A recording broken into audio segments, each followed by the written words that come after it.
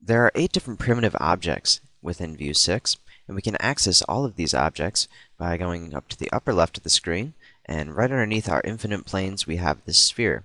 If we right mouse click on this sphere, it will open up all of our different primitive objects. Now this may not be a sphere on your screen, depending if you've added one of these primitive objects previously in another scene. Now the majority of these objects are very similar. This group of objects right here that I have, which is a sphere, a cylinder, cube, pyramid, cone, and plane, are all pretty much exactly the same as far as how they are set up for editing. We can edit all of these different objects exactly the same way.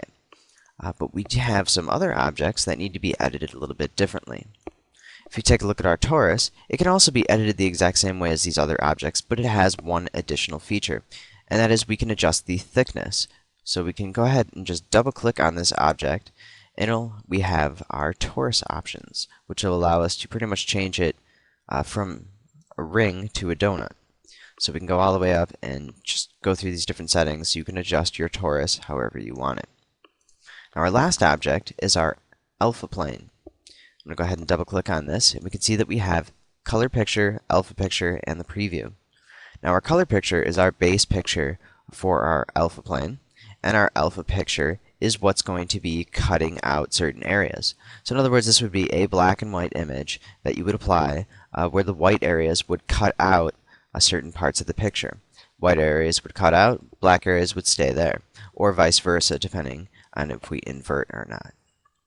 And what we can also do with an alpha plane is set to Billboard.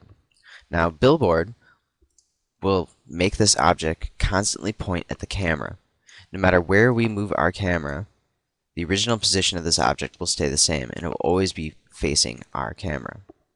Of course, if we come up on it, since we have vertical turned on, it will of course flip around.